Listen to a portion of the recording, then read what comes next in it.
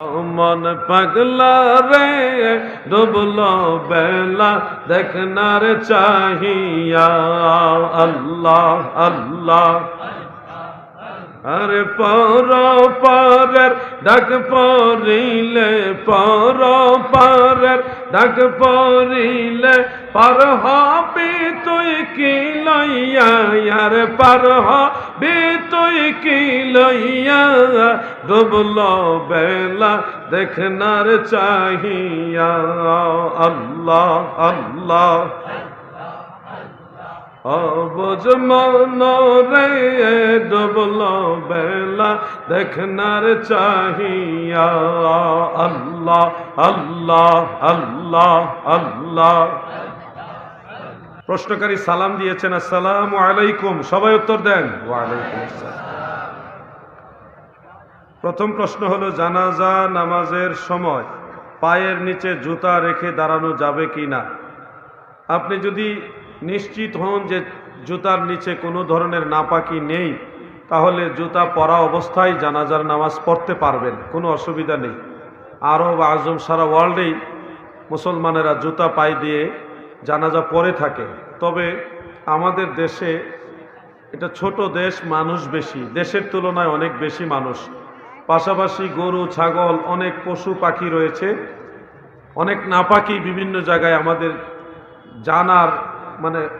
জানার বাইরে অনেক নাপাকি রাস্তাঘাটে থাকে যেগুলি আমাদের জুতার নিচে থাকার সম্ভাবনা থাকে। এজন্যে সতর্কতা সুলভ বা সতর্কতার জন্য আপনারা জুতা খুলে জুতাটা পাশে রেখে খালি পেয়ে জানাজাটা পড়ার চেষ্টা করবেন। কারণ ঘনবসতি দেশ, ছোট দেশ, মানুষ বেশি, যেখানে সেখানে মলমূত্র পড়ে থাকে, মানুষের পেশাব পায়খানা, গরু ছাগলের পেশাব পায়খানাও থাকে। এই জন্য আপনারা সতর্কতার জন্যে, অধিকতর সতর্কতার জন্যে খালি পায়ে জানাজাটা পড়ার চেষ্টা করবেন। আর যদি নিশ্চিত হন যে আপনার জুতার নিচে ময়লা নাই তাহলে আপনি জুতা পরেও জানাজা পড়তে পারবেন, এটা নিষেধ না। আমরা খুলেই পড়ি, কারণ আমি তার সবসময় পাহারা দিয়ে রাখি না আমার জুতার নিচে কি লাগলো। সতর্ক থাকা ভালো।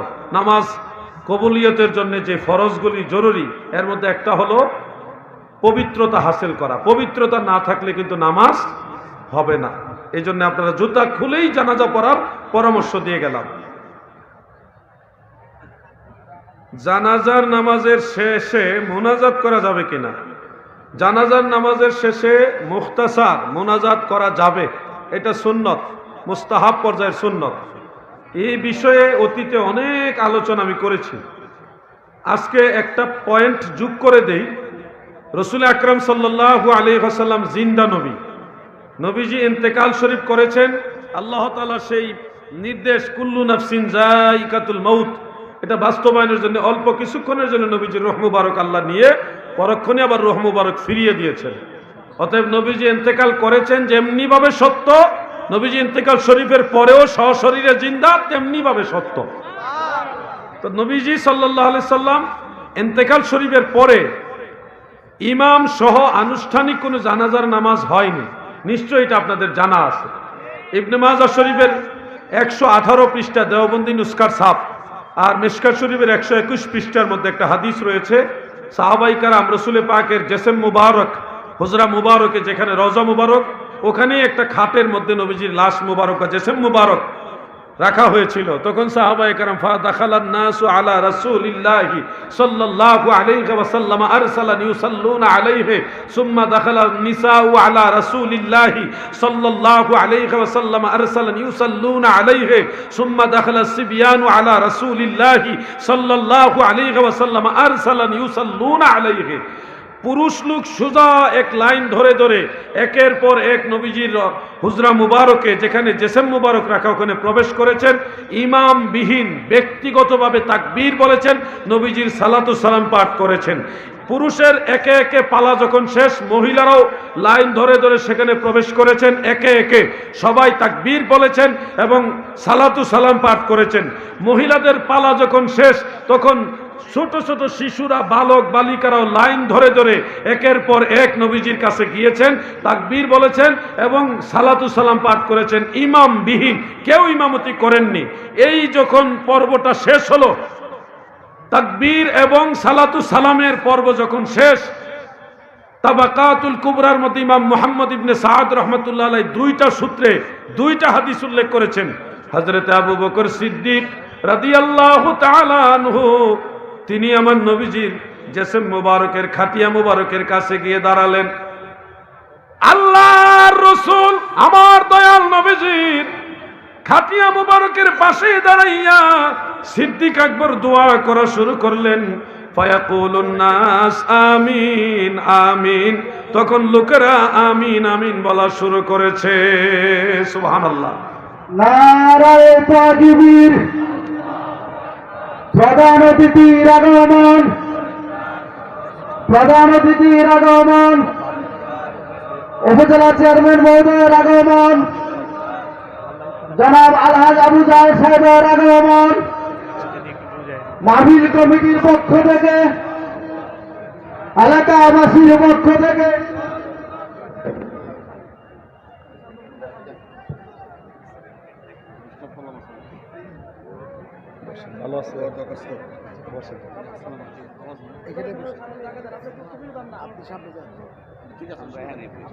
প্রিয় ভাইয়েরা,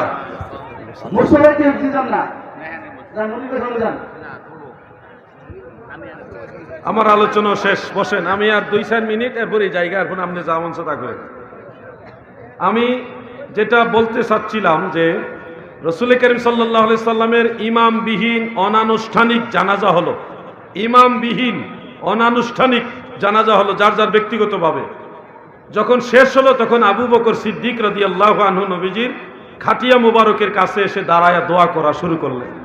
ফায়াকুলুন নাসু আমিন আমিন, সিদ্দিক আকবর রাদিয়াল্লাহু আনহু দোয়া করতেছেন আর সমস্ত সাহাবারা আমিন আমিন বলতেছেন। আবু বকর সিদ্দিক রাদিয়াল্লাহু আনহু দোয়া করার পরে ওই তাবাকাতুল কুবরা ইমাম মুহাম্মদ ইবনে সাদ রাহমাতুল্লাহ আলাইহি সেখানে উল্লেখ করেছেন, শেরে খোদা হযরত মাওলা আলী রাদিয়াল্লাহু আনহু তিনিও এসে দোয়া শুরু করলেন। দুইজনের দোয়া, আবু বকর সিদ্দিক এবং হযরত আলী রাদিয়াল্লাহু আনহু দুইজনের দোয়া প্রায় সেম সেম, একই দোয়া করেছেন দুইজন, এবং দুইজনের দোয়ার সময় অন্যান্য সাহাবারা আমিন আমিন বলেছেন। এই যে রিওয়ায়াত, দুইটা হাদিস, এখান থেকে প্রমাণ হয় খোদ আল্লাহর হাবিবের ইমামবিহীন অনানুষ্ঠানিক জানাজার পরেও সাহাবায়ে কেরাম সম্মিলিত দোয়া করেছেন। এই জন্য আমরা সুন্নি মুসলমান জানাজার পরে দোয়া করা মুস্তাহাব পর্যায়ের সুন্নত মনে করি, সওয়াবের কাজ মনে করি, আমরা এটা করি।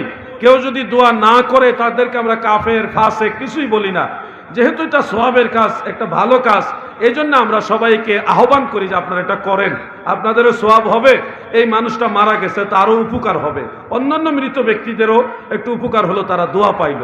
দোয়া যেহেতু ভালো কাজ, আর দোয়াও হুয়াল ইবাদা, দোয়া একটা ইবাদত। নবীজির হাদিস, অন্য হাদিস আছে দোয়াও মুখুল ইবাদা, দোয়া হলো ইবাদতের সার বা মগজ।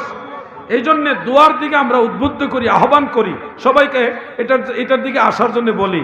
কিন্তু যারা দোয়া করেন না, আপনারা যেন দোয়া যারা করে তাদেরকে টিটকারি করবেন না, এনকার করবেন না, বাড়াবাড়িটা ভালো নয়।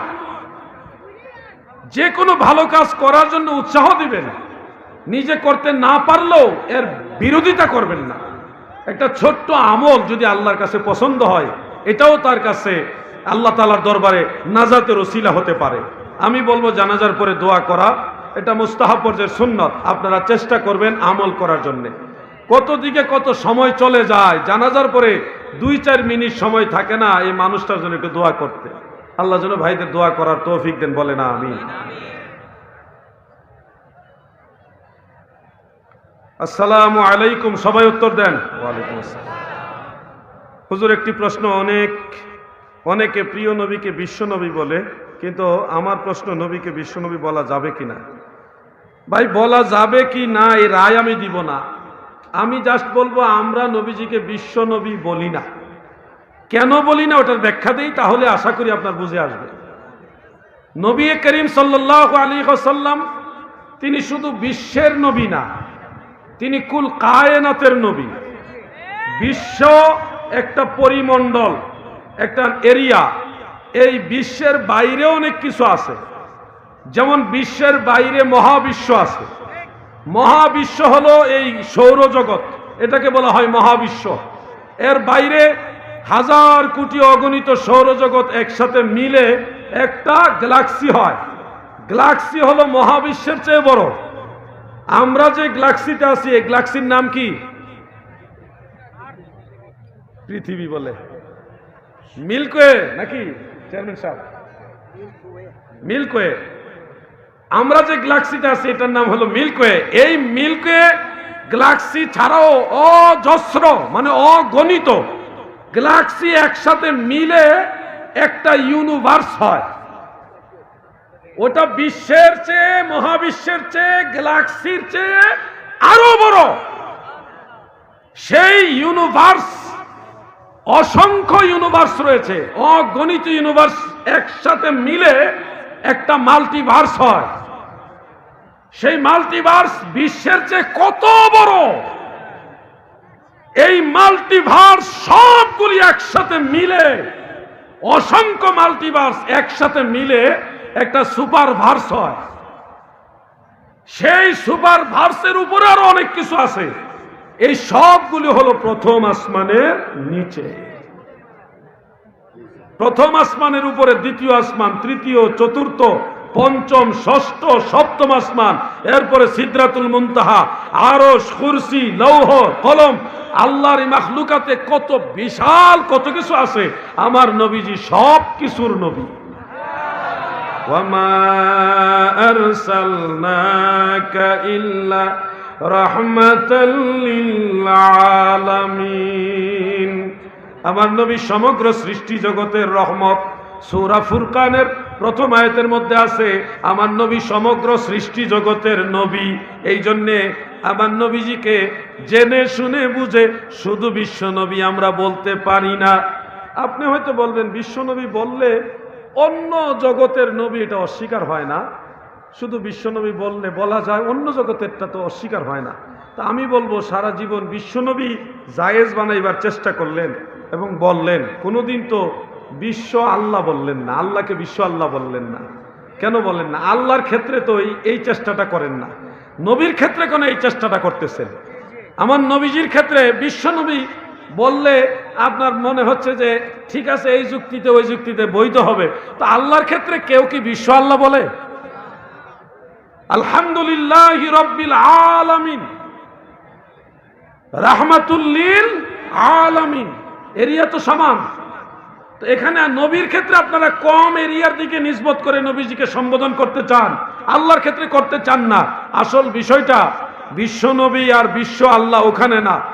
একটা মহল রয়েছে যারা আল্লাহ রসুলের ইজ্জতকে যতই কমাইতে পারে ততই তাদের ভালো লাগে আর কি।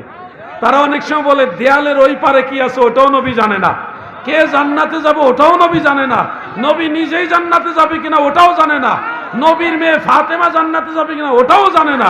এই ধরনের আলোচনা কিন্তু আমরা একটা মহলের মুখ থেকে শুনি। অথচ আল্লাহ রসুল সাল্লাল্লাহু আলাইহি সাল্লামকে আল্লাহ নিজে বলেছেন, আসা আন ইয়াবআসাকা রাব্বুকা মাকামান মাহমুদা। মাকামে মাহমুদ আল্লাহ আমার নবীকে দান করবে। মাকামে মাহমুদ কি জানেন? তাফসীরে দুররে মানসুরের মধ্যে অনেকগুলো হাদিস রয়েছে। এর মধ্যে একটা হাদিসের মূল ব্যাখ্যাটা হলো হাসরের ময়দানে আরশে আজিমের উপরে আল্লাহ তাআলা বিশাল এক সিংহাসন সাজাবে। সেই সিংহাসনে আল্লাহ তাআলা নবীজিকে বসায়া বলবে, হাবিব আমার, আপনি এখান থেকে আপনার উম্মতের জন্য যাকে চান তার জন্যই সুপারিশ করেন, সেই সুপারিশ কবুল করা হবে। সুবহানাল্লাহ বলেন। ইউজলিসুহু আলাল আরশ। অনেকগুলো হাদিস দ্বারা এটা প্রমাণিত, একটা দুইটা হাদিস না, অনেকগুলো হাদিস। হযরত আব্দুল্লাহ ইবনে সালাম রাদিয়াল্লাহু আনহু, হযরত আব্দুল্লাহ ইবনে আব্বাস রাদিয়াল্লাহু আনহুমা, হযরত আব্দুল্লাহ ইবনে মাসউদ, হযরত আব্দুল্লাহ ইবনে ওমর আর অন্যান্য সাহাবীদের থেকে এই কথাটা এটা প্রমাণিত। আর আপনি বলতেছেন নবী নিজেই জানে না জান্নাতে যাবে কিনা। এই ধরনের কথা বলবেন না, তাহলে আপনার আমও যাবে সালাও যাবে। সতর্ক হবেন। আর আলোচনা লম্বা করছি না। একটা ভাই আমার পিছন থেকে বললেন, কুরআনুল কারীমে সূরা বাকারার মধ্যে আল্লাহ তাআলা সাইয়্যিদুনা আবুল বাশার আদম আলাইহিস সালামকে মিন করে বললেন, ইজ ক্বালা রাব্বুকা লিল মালাইকাতি ইন্নী জাঈলুন ফিল আরদি খলিফা। আল্লাহ তাআলা আদম নবীকে খলিফা বললেন কেন? খলিফা বলার পিছনে হাকিকত কি? যদি উনি বলেছেন মানুষকে খলিফা বলেছে, আসলে সব মানুষকে আল্লাহ খলিফা বলেনি। ইন্নী জাইলুন ফিল আরদে খলিফা, এটা 1 বছর একজনকে বলছে। আল্লাহ তাআলার নবী যারা আল্লাহ তাআলার নবী, তারা আল্লাহর প্রতিনিধি। ওয়ারিস বলে নবীদের ক্ষেত্রে ওয়ারাসাতুল আম্বিয়া, ওয়ারিস। আর হযরত আদম আলাইহিস সালাম আল্লাহর নবী, আল্লাহর কি নবী। মনে রাখবেন, আদম নবী, তিনি নবীও ছিলেন, রসুলও ছিলেন। সর্বপ্রথম রসুল হলো হযরত আদম। মাওয়াহিবুল্লাহ দুনিয়ার মধ্যে হাদিস আছে, নবীদের সংখ্যা হলো 1,24,000, 1,24,000। এনাদের মধ্যে সর্বপ্রথম, এনাদের মধ্যে রাসূলের সংখ্যা হলো 315 জন। আর সর্বপ্রথম রসুল হলো হযরত আদম। সর্বশেষ নবী এবং রসুল হলো মুহাম্মাদুর রাসূলুল্লাহ সাল্লাল্লাহু আলাইহি সাল্লাম। তো এই জন্য আপনাদের মনে রাখতে হবে, প্রত্যেক নবী আল্লাহ তাআলার খলিফা, আল্লাহ তাআলার প্রতিনিধি। আল্লাহর প্রতিনিধি কি? আল্লাহ যেই উদ্দেশ্যে মানুষ বানিয়েছে সেই উদ্দেশ্যটা বাস্তবায়ন করার একজন প্রতিনিধি হলো আল্লাহর নবী হযরত আদম আলাইহিস সালাম।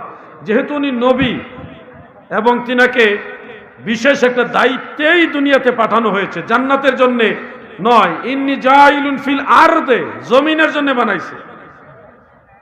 ফেরেশতাদের সাথে পরামর্শের সময় বলে দিয়েছে যে আমি মানুষ বানাবো জমিনে, আমার খলিফা ওই হিসেবে। এই জন্য আদম আলাইহিস সালাম আল্লাহ তাআলার প্রতিনিধি। আল্লাহর যে ওয়াহদানিয়াত, রুবুবিয়াত বা আল্লাহ তাআলার প্রদত্ত যে দ্বীন, এই দ্বীনের প্রচারক বা আল্লাহ তাআলার সে নির্দেশনা বাস্তবায়নের প্রতিনিধি হলো হযরতে আদম আলাইহিস সালাম। এর বাইরে অনেক কথা আছে তাসাউফের সাথে সংশ্লিষ্ট, আমি সেই কথাগুলি আর এখানে করতে চাচ্ছি না। এখানে অনেক কথা বেড়ে যাবে, আমার সময়ও শেষ। সময় শেষ হয়ে আরো 7 মিনিট ওভার হয়েছে, এই জন্য আমি আন্তরিকভাবে দুঃখিত। 7 মিনিট আমার তো সময় শেষ।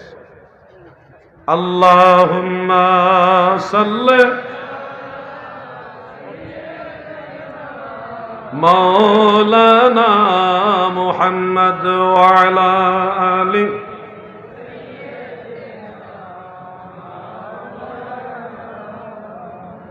মানুষ যতই বাড়ছে দুরুদের আওয়াজ ততই কমছে। আপনারা কি পরে যারা আসছেন তারা কি হিন্দু? তো দুরূদ শরীফ কমছে কেন? মুসলমানের দুরূদ শরীফের আওয়াজ কমে না বাড়ে? পড়েন সবাই, আল্লাহুম্মা সাল্লি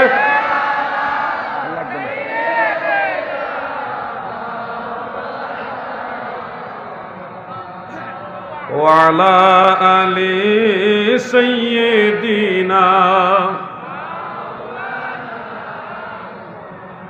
আমি আলোচনায় টানার আগে সমস্ত মুসলিম মিল্লাত আপনাদের উদ্দেশ্যে একটা কথা বলে যাই। 1 সপ্তাহ 17 তারিখ আমি বাংলাদেশে আসছি। ফিলিস্তিন, জর্ডান এবং সিরিয়া 3টা রাষ্ট্র সফর করার সুযোগ হয়েছে।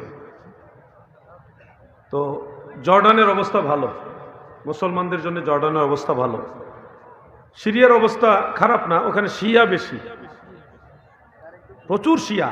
মানে আমাদের নামাজের সাথে তাদের নামাজের কোনো মিলই নেই, এরা আলাদা অন্য জাতের নামাজ পড়ে। সিরিয়াটা শিয়াদের আন্ডারে চলে গেছে, অনেক বেশিরভাগ লোক শিয়া। ফিলিস্তিনে গিয়ে আমি বেশ কয়েকদিন থাকার সুযোগ হয়েছে, সেখানে যেটা দেখে আসছি, পৃথিবীর মধ্যে সবচেয়ে অসহায় যারা মুসলমান তারা হলো ফিলিস্তিনের মুসলমান। তাদেরকে প্রকাশ্যে পাখির মতো গুলি করে মারতেছে। আমরা টুরিস্ট ছিলাম, সেই সুবাদে আমাদের কাগজপত্র দেখাইলে তারা আমাদের সাথে তেমন খারাপ ব্যবহার করার সুযোগ পায়নি। কিন্তু আমাদের চোখের সামনে ফিলিস্তিনে জেরুজালেমে মসজিদুল আকসার পাশেই চোখের সামনে মানুষকে মারছে, গুলি করে মেরে ফেলছে। ইসরায়েলের ইহুদি যারা, তাদের প্রত্যেকের হাতে হাতে অস্ত্র। যারা একটু বয়স হয়েছে, স্বাবলম্বী, সবার হাতে খুব দামি দামি অস্ত্র। নারী পুরুষ মহিলাদের এখানে অস্ত্র নিয়ে রাখে, বিভিন্ন পোশাক পরে এখানে তারা অস্ত্র দেখাও যায়, অস্ত্র দেখা যায়। কিন্তু মুসলমানদেরকে এমন ভাবে রাখা হয়েছে যে পৃথিবীর মধ্যে সবচেয়ে অসহায় মুসলমান হলো ফিলিস্তিনি মুসলমান। আপনারা যে মিডিয়ার মাধ্যমে যা দেখছেন, এর চেয়ে খারাপ অবস্থা ওখানে। অবস্থা যে কত খারাপ নিজের চোখে না দেখলে এটা বিশ্বাস করার মতো না। আমরা কিছু টাকা পয়সা যতটুকু নিছি, ডলার করে নিছিলাম, পাউন্ড করে নিছিলাম, এরপরে এই দিনার বানাইছি, জর্ডানি দিনার, যতটুকু নিছি আমাদের পথ খরচের টাকাটা ছাড়া বাকি 9 জন ছিলাম, 9 জনেরই প্রায় অধিকাংশ টাকা আমরা ফিলিস্তিনের মানুষের হাতে লুকায়ে লুকায়ে দিছি। প্রকাশ্যে দিলে আবার বিপদ। প্রকাশ্যে যদি আমরা ফিলিস্তিনের মুসলমানদের দান করি আর এটা যদি ইসরায়েলি বাহিনী টের পায়, আমাদেরকে সেখানে ফায়ার করে মেরে ফেলবে। কোনো বিচার নাই, জজ নাই, কোর্ট নাই, মামলা নাই, অ্যাডভোকেট নাই, মেরে ফেলবে। এটার কোনো বিচার নাই, কোনো জবাবদিহিতা নাই। লুকায়ে লুকায়ে যতটুকু পারছি ভাই আমরা দেওয়ার চেষ্টা করেছি। এর চেয়ে বেশি আমাদের সাধ্যের বাইরে আর কিছু ছিল না, বিধায় আমরা করতে পারিনি। আপনাদেরকে যেটা বলছি, পৃথিবীর মধ্যে অসহায় মুসলমান যারা, ফিলিস্তিনের পরবর্তী অবস্থানটা হলো ভারত। ভারতে যারা সফর করেছেন টুপিদারি সারা যারা সফর করছেন তারা হলো, এটা বুঝবেন না বেশি একটা, টুপি দাড়ি পাঞ্জাবি জুব্বা নিয়ে যারা ভারত সফর করেছেন তারা নিশ্চয় দেখেছেন ফিলিস্তিনের পরে সবচেয়ে বেশি অসহায় হলো ভারতের মুসলমান। আমি আপনাদেরকে বলছি, সময়টা ফিলিস্তিন আজকে চলছে, এই সময়টা একদিন বাংলাদেশেও আসতে পারে। 2 দিন আগে হোক পরে হোক আসতে পারে। শাহ নিয়ামতুল্লাহ কাশ্মীরি রহমতুল্লাহ আলাইহির ভবিষ্যৎবাণী অনুযায়ী ইমাম মাহদী আলাইহিস সালাম আবির্ভাব হওয়ার পূর্বে এই বাংলাদেশে রক্তক্ষয়ী সংঘর্ষ হবে, লাশের পরে লাশ পড়ে থাকবে, জানাজা পড়ার লোক থাকবে না। আমার হুজুর কেবলা যেন এই কথাগুলি বলতেন, বাবা লোহার মই টানা হবে, মুমিন বান্দা ব্যতীত কেউ রক্ষা পাবে না। হুজুর কেবলা এই কথাগুলি বলতেন। এই সময়টা কিন্তু আসবে, আমি জানি না আমরা বেঁচে থাকতে আসবে না পরে আসবে, আল্লাহু আলাম, আল্লাহ ভালো জানেন।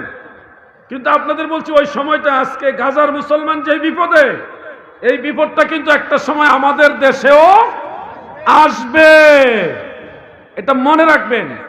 এই জন্য আপনারা কি করবেন, আমার পক্ষ থেকে একটা অনুরোধ, প্রত্যেক পাড়ায় পাড়ায় মহল্লায় মহল্লায় সর্বত্র মুসলমানেরা, সুন্নি মুসলমানেরা আপনারা একটা কমিটি করে রাখেন যুবকদের নিয়ে, হিলফুল ফুজল সংগঠন, ইসলামিক সুন্নি সংগঠন, আল হুসাইন সংগঠন, যে কোনো একটা ভালো নাম দিয়া সমস্ত মুসলমানরা ঐক্যবদ্ধ থাকেন, ভালো ভালো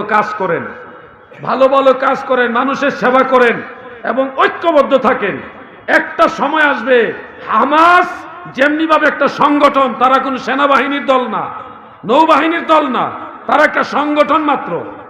আপনারা এইভাবে যার যার তত্ত্বাবধানে একটা ছোট হলেও সংগঠন করে রাখেন, মানুষের সেবা করেন, ভালো কাজ করেন, ধর্ম শিখান। একটা সময় দেখবেন এই সংগঠনগুলি ইসলামের পক্ষে কাজে লাগবে। অপ্রিয় হলেও সত্য মনে রাখবেন, পৃথিবীর কোন রাষ্ট্রপ্রধান মুসলমানদের বিপদের সময় আগে আসবে না। কোন রাষ্ট্রপ্রধান আসে নাই, আসবে না। প্রত্যেক রাষ্ট্রপ্রধান চায় তার রাষ্ট্র যেন নিয়ে ভালো মতো চলতে পারে। ইসলাম আর মুসলমান মেরে ফেলুক আর শেষ হয়ে যাক, ওতে তাদের কিছুই আসে যায় না। রাজনীতির জায়গায় রাখবেন, ধর্মের জায়গায়।